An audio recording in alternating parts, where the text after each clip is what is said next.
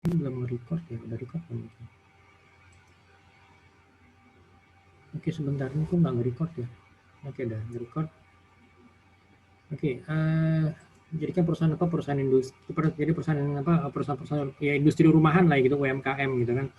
Dan mengapa UMKM itu cukup penting ya di negara kita? Oke, ini kalau saya coba jelasin sedikit ini dokumentasi untuk seminar wajib beberapa tahun yang lalu ya. Jadi masih itu kan sebelum COVID pandemic kan, jadi seminar tatap muka seperti ini ya. Jadi ini pembicaranya itu adalah ini kalau nggak salah ini saya kenal nih Pak Anang ini. Jadi dia punya bengkel mobil, punya bengkel modifikasi mobil dan beberapa usaha-usaha yang lain. Dia cepat cerita, memang dia usahanya dia jatuh bangun gitu loh. Jadi ya mulai dari usaha cuci mobil gitu ya, memang ya usaha cuci mobil, terus dia jadi jalanin, terus sempat ya bermasalah karena waktu itu dia eh, ya bermasalah tuh karena ya itu ya usahanya itu tidak diawasi dengan maksudnya nggak diawasi, nggak ditongkrongin gitu loh. Nah, jadi akhirnya ya ada karyawan yang curang gitu ya udah akhirnya sama dia ditutup usahanya gitu. Oke. Nah, kemudian untuk entrepreneur fair jadi seperti ini. Jadi ya pameran untuk entrepreneur, pameran usahanya seperti ini. Ada beberapa usaha yang dipamerkan, misalnya seperti kayak pernak-pernik, kemudian juga ada usaha ada usaha jasa. Jadi tetap ya misalnya menggunakan marketing tools misalnya seperti ada X banner, terus juga ya pakai X banner seperti ini, kemudian ini X banner, kemudian juga salah pakai pakai flyer atau flyer atau gitu kan, flyer ukuran A4 gitu ya, atau sorry ukuran A5. Jadi A5 tuh ukuran A4 dibagi 2 gitu loh. Oke, juga ada di beberapa misalnya usaha itu seperti kayak usaha kuliner di sini gitu kan. Itu ada misalnya usaha kuliner seperti ini, kemudian juga atau juga ya bisnis game gitu ya. Gitu. Oke, nah ini gitu. Oke, nah sampai di sini ada mau ditanya mungkin teman-teman mengenai untuk yang jenis usahanya. Oke, oke, ini semuanya udah pada hadir ya, udah pada diabsenin ya. Oke ya. Ya Pak. Duh, ini kok nggak mau nyimpen dia ya? Kenapa ya? Coba sebentar nih perkenalan. Lalu yang kedua usaha kontrak kuliah.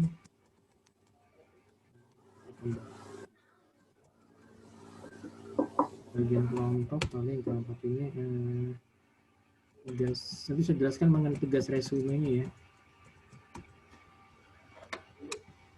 Oke, sebentar ini saya update dulu.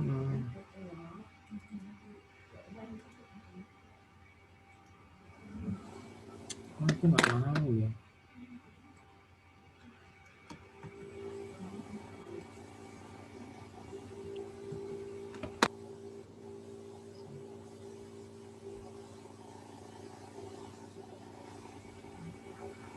Oke, lanjut.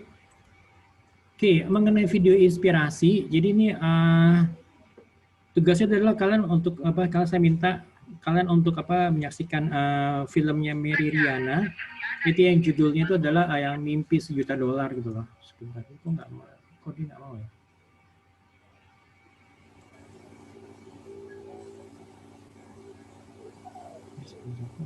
Sebentar. Ini nggak mau deh. Oke, yang mimpi. Oke, saya ulang lagi. Jadi saya minta kalian untuk melihat filmnya Mary Riana. Ini yang judulnya itu mimpi $1 juta. Saya nggak tahu nih apakah ini di YouTube ada atau mungkin kalian bisa download dari tempat lain ya. Ini judulnya mimpi $1 juta, bukan Mari ya, tapi Mary ya, Mary Riana ya.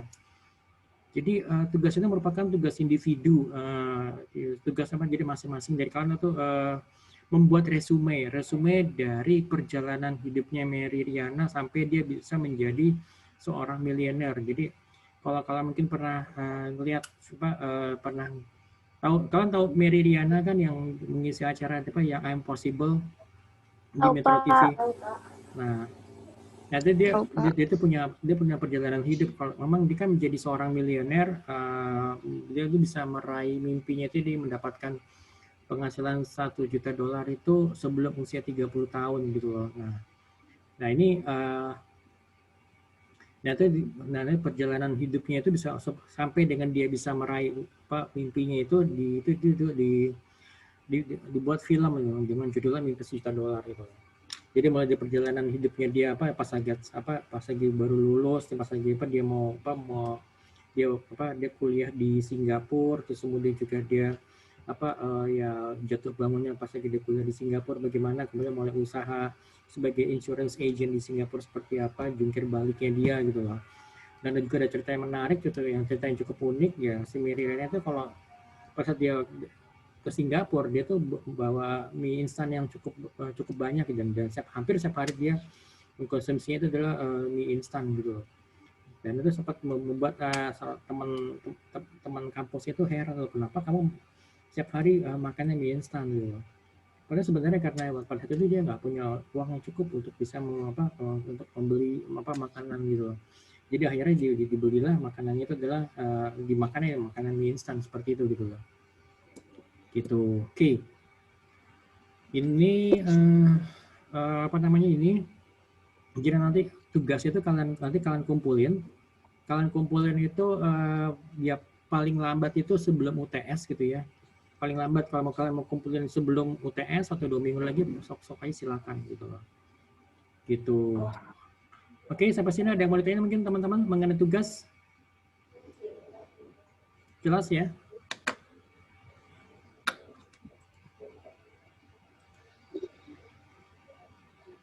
Oke, jelas ya teman-teman ya untuk mengenai tugas ya. Oke, next. Oke, kemudian saya minta juga teman-teman juga untuk masuk untuk mendaftar di website di ICEA. Itu jadi ini ada jadi bagi teman-teman yang sudah punya usaha, apapun jenis usahanya, apapun bentuk usahanya gitu ya, itu kalian bisa daftarkan di sini. Atau mungkin juga mahasiswa yang ingin berwirausaha tetapi saat ini belum, gitu ya, mungkin karena mungkin let's say katakan mungkin ya nggak punya waktu atau waktunya sempit, atau mungkin juga modalnya kurang memadai, atau kurang, atau bahkan modalnya nggak ada sama sekali, atau mungkin teman-teman yang belum punya minat untuk berwirausaha, tapi ya kalian bisa mendaftarkannya di sini gitu loh. ICEA ini saya kasih websitenya sebentar. Nah ini di sini nih, gitu loh, di sini di register.indonesiancreative.id/from komunitas BEC gitu loh. Oke, ini kalian bisa daftar di sini. Kalian bisa daftar di sini, kemudian jika nanti setelah kalian daftar, kalian akan mendapatkan BSM member card gitu loh. Gitu ya. Oke, sampai sini ada yang mau tanya mungkin teman-teman? Ada yang mau ditanyakan? Oke, kemudian juga saya mau coba kasih ada tugas tambahan lagi tuh, saya lihat sebentar.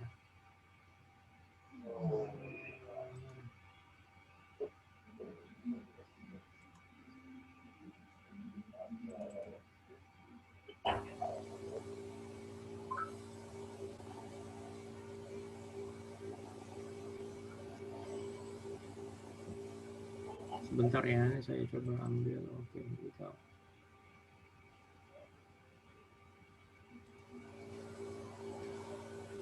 Oke, saya share screen sebentar ya. Oke.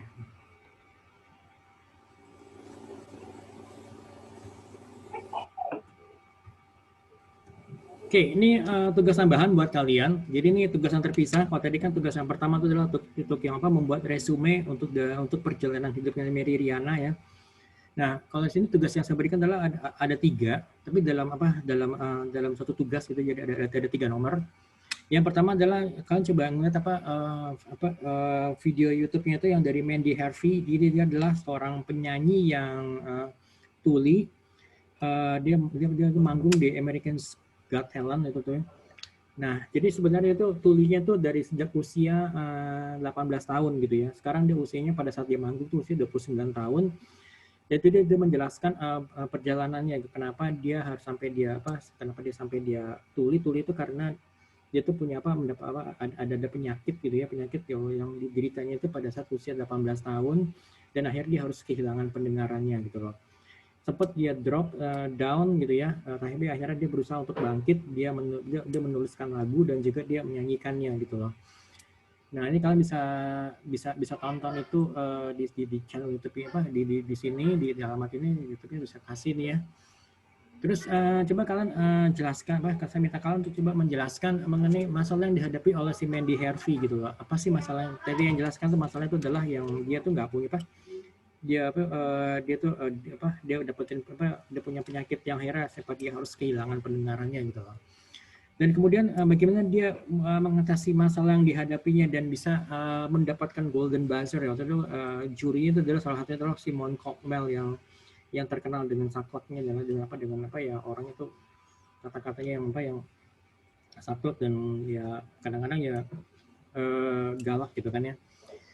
Nah, itu tugas yang pertama. Lalu yang tugas yang kedua ini adalah saya ambil itu dari klipnya film Pearl Harbor. Jadi waktu itu kan kalau sejarahnya Pearl Harbor itu kan Amerika Serikat itu kan diserang oleh Jepang di tanggal 7 Desember 1941 ya. Jadi yang diserang itu adalah Pearl Harbor. Jadi jadi Amerika Serikat itu punya pangkalan di Samudra Pasifik di pulau kecil namanya Pearl Harbor gitu loh. Nah, jadi diserang itu kalau masalah hari Minggu pagi pada saat ya semuanya dalam kondisi damai gitu ya. Memang sih itu memang ketegangan yang terjadi yang tinggi antara Jepang dengan Amerika gitu loh. Jepang mencoba untuk memperluas pengaruhnya itu di Asia, di Asia Pasifik dan juga Asia Tenggara kan itu kan sempat dijajah oleh Jepang kan selama 3,5 tahun. Nah, jadi tentu pasti mendapatkan pertentangan dari Amerika gitu kan. Nah, karena ya ketegangannya mulai tinggi, akhirnya sebenarnya Jepang itu sudah mau mendeklarasikan perang, tetapi deklarasi perangnya ini telat gitu loh, telat. Jadi waktu itu kalau di ceritanya itu kan di film Pearl Harbor itu ceritanya itu si dubesnya itu lagi lagi ngetik karena kan orang Jepang nggak terbiasa untuk menulis Latin, jadi ngetiknya lama. Pada saat dubes itu menyerahkan deklarasi perang ke presidennya, tapi sayangnya di Pearl Harbor itu sudah diserang gitu, sudah luluh lantak oleh pasukan Jepang gitu. Nah, sempat waktu itu kan juga Admiral Jepang itu mengatakan bahwa sebenarnya kita membangunkan singa tidur gitu loh. Nah, di video klip ini si Presiden Amerika itu Franklin Delano Roosevelt menginginkan untuk mengakhiri perang dengan cara menyerang ke Jepang langsung gitu loh.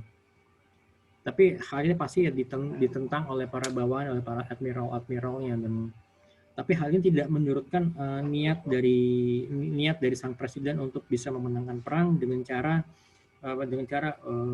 menyerang ke Jepang langsung. Ini sebenarnya cikal bakal dari dijatuhkannya bom atom oleh Amerika Serikat di kota Hiroshima dan Nagasaki gitu kan. Jadi ya habis ya berdebat gitu, akhirnya si Presiden Roosevelt ini sebenarnya kan adalah presiden Amerika yang duduk di kursi ya, di wheelchair, di kursi roda, karena dia dia punya masalah dengan kakinya gitu kan. Dan dengan tegas si presidennya mengatakan, do not tell me it cannot be done, sembari dia berusaha untuk berdiri di atas kakinya gitu loh. Nah, coba kalian jelaskan kira-kira kenapa sih si presiden ini harus sampai kekeh gitu ya, kekeh untuk bisa mempertahankan pendapatnya gitu. Dan akhirnya ya para admiralnya berusaha untuk memenuhi keinginan dari sang presiden gitu loh. Oke, itu tugas yang kedua. Lalu tugas yang ketiga, adalah ini saya ambil dari cuplikan film The Pursuit of Happiness. Ini cerita yang sebenarnya true story ya. Jadi di mana Chris Gardner itu diperankan oleh Will Smith dan anaknya itu juga benar-benar anak benerannya ya. Di mana si Chris Gardner itu memberikan nasihat kepada anak laki-lakinya gitu loh. Si Chris Gardner, si Will Smith itu mengatakan bahwa don't let somebody tell you you can't do something gitu. Jadi jangan pernah membiarkan orang lain mengatakan, lo nggak bisa kerjain ini, lo nggak bisa begini, lo nggak bisa gitu. Not even me, bahkan even orang tuanya sendiri, ayahnya sendiri gitu loh ya. You have the dream, you've got to protect it. Jadi kamu punya impian ya, kamu harus pertahankan impiannya gitu loh. People can't do something themselves. Orang tuh nggak bisa melakukan segala sesuatu dengan ya nggak bisa melakukan pekerjaan mereka gitu loh. They wanna tell you you can do it. You wanna something, go get it. Kalau lo pengen sesuatu ya kejar gitu loh. Gitu. Nah, ini tugasnya nih kalian lihat ini kan sudah kasih linknya, nanti saya share di grup. Nah, kemudian nanti tugas itu dikirim ke email saya ini gitu loh. Nanti please tugasnya diketik dengan menggunakan Microsoft Word dan dikirimkan ke email saya itu dengan menggunakan attachmentnya PDF. Tapi please pada saat di attachment PDF itu dituliskan nama lengkap kalian, NIM dan juga kelasnya ya, kode kelas gitu loh. Gitu. Oke. Jelas ya teman-teman semuanya sampai sini? Ada yang mau ditanyain mungkin teman-teman? Ada yang mungkin tanyakan mungkin dari sini, Noval, Alifaton, Nur, Nanda atau Fitri mungkin ada yang mau tanyain? Winda. Ya. Bulannya kapan, Pak? Deadline. Oke. Ya 2 minggu dari sekarang aja.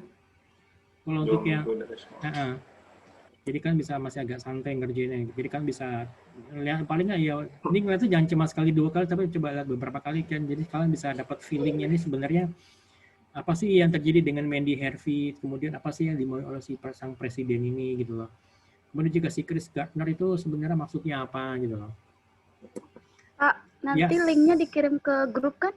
Iya, nanti saya kasih semuanya nih di grup, tenang aja.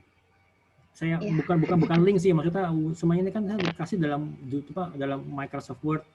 Nanti ini Word ini saya kirim ke grup gitu loh. Oke? Iya, jelas Pak. Ya. Jelas, Pak. Oke, berarti kalau begitu ini semua udah ya untuk yang sebentar. Ini saya share screen-nya. Oke. Berarti yes. Ada yang mau ditanya mungkin teman-teman yang lain? Ada lagi? Oke, ini berarti kalau gitu rangkuman tugasnya itu adalah pertama tadi kan kalian saya minta untuk membentuk kelompok, ya. Jadi kelompok itu satu kelompok itu maksimum 5 orang. Kalian kan ada 10 siswa di satu kelas, berarti ya ada 2 kelompok gitu kan. Lalu yang kedua adalah mencari ide usaha. Kira-kira ide usaha apa yang menurut kalian tuh ya yang pas lah buat kalian berlima gitu loh.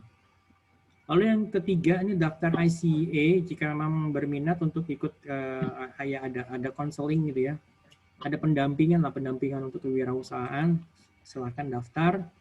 Lalu yang keempat itu membuat resume film. Dari tadi filmnya apa? Filmnya Mary Riana dengan judul Mimpi $1 Juta gitu loh. Oke. Ada yang ditanya mungkin sampai sini? Yes. Gimana? Gimana kira-kira ada yang ditanyakan mungkin teman-teman? Oke, kalau memang nggak ada, kita akhiri sampai sini dulu aja ya. Nanti saya tetap open ya, sebenarnya saya open, tetap kalian bisa hubungi saya itu di mana di grup WhatsApp. Dan juga kalau soal ada yang mau ditanyakan juga bisa lewat grup WhatsApp atau mungkin mau japri ke saya, sok silahkan. Tapi saya sih lebih prefer untuk kalian coba tanya di grup WhatsApp. Jadi ya supaya yang lain juga tahu. Jadi takut nanti ada yang menanyakan hal yang sama. Jadi kalian sama teman-teman nggak perlu mengulangi hal yang sama gitu loh. Oke, gitu ya teman-teman ya. Oke, jelas.